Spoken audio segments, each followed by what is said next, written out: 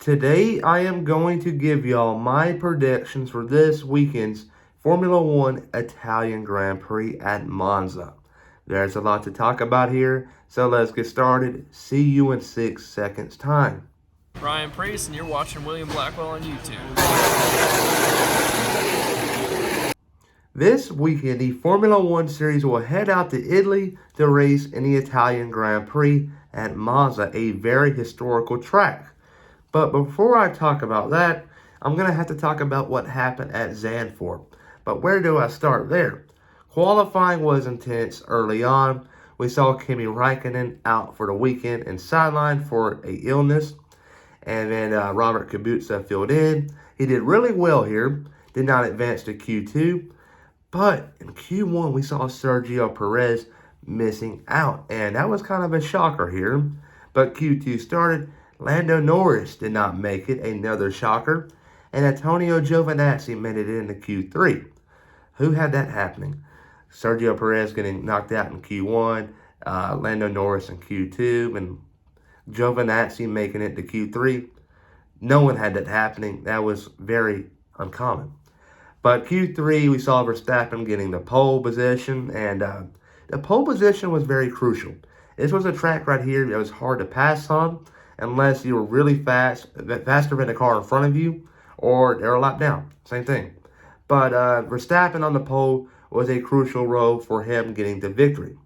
And he dominated. I think he led 64 out of 72 laps. Valtteri Bottas led every single other one. Verstappen did not.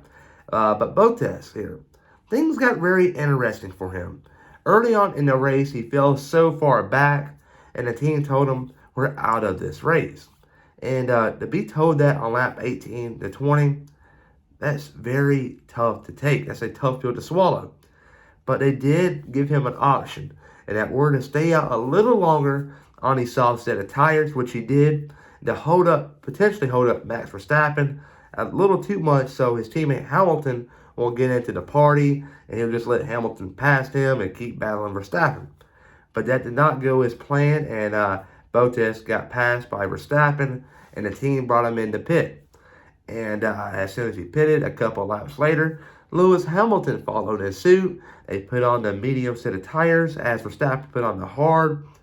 It was not very thought through, in my opinion. Why put it on a medium set of tires for Hamilton when there's about 30 to 40 laps to go in the race, and just put on a hard set of tires? That's giving Verstappen the easy advantage here. Does not make sense. But the race continued on, and Verstappen's lead got bigger and bigger and bigger. But at the end, Hamilton used all of his extra energy and just kind of got it down to 1.5 seconds and fell back to 5 at the end. Man, things got crazy there as Verstappen crossed the start and finish line, and we saw all of that orange smoke going around the track.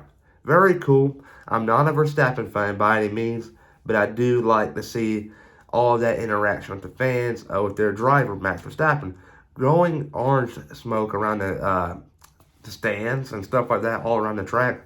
That's pretty cool. They're very committed to their driver, and that's pretty cool. But enough about the Dutch Grand Prix. But now let's talk about the Italian Grand Prix at Monza. But last year, in 2020, we saw something a lot different than what we're used to at a Formula One race. And that was a first-time winner in very bad equipment. And that was Pierre Gasly getting the checkered flag, holding off a hard-charging Carlos Sainz from McLaren. And rounding out your podium last year, if I'm not mistaken, was Lance Stroll, at the time Racing Point. Right there. But that was a great race by all the drivers. But a lot of things had to happen for them to get up there into that podium position. One being the safety car of Charles Leclerc hitting the wall, messing up the tire barriers. And when that happened, Hamilton went into pit.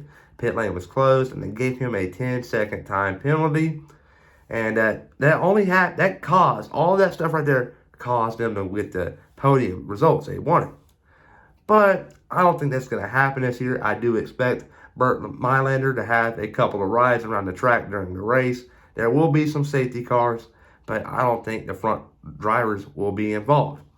And saying that, I would think the drivers that we're used to will be up front. But winning, though, at Italian Grand Prix will be Lewis Hamilton getting his 100th career win in Formula One. That would be a big milestone. And I think it happens at Italy. Correct me if I'm wrong. Max Verstappen will follow in suit, finishing second. And Sergio Perez will bring it home third on the podium. I know a lot of people are very crucial and kind of critiquing Red Bull a little too harsh right now on why they kept Perez instead of Gasly or maybe Yuki Tsunoda. But I think Perez is starting to come into his own. We saw it this past weekend at the Netherlands. He started from the pit lane and brought it home inside the top 10. That is very good driving right there, if you ask me. And I think they made the right decision by keeping Perez for at least another year. Bringing it home fourth will be Lando Norris, and it would not surprise me one single bit to see him go to victory or on a podium at least. But things that be something to keep an eye on there. And rounding out your top five will be Valtteri Bottas. Valtteri Bottas has been in the news lately, going to Alfa Romeo next year, being replaced by George Russell. He's going to want to win a race by the end of the year, and I expect that to happen, but not this weekend at Italy. But everybody, though, remember to please like and subscribe and comment down below your opinions. I am curious to know. Peace.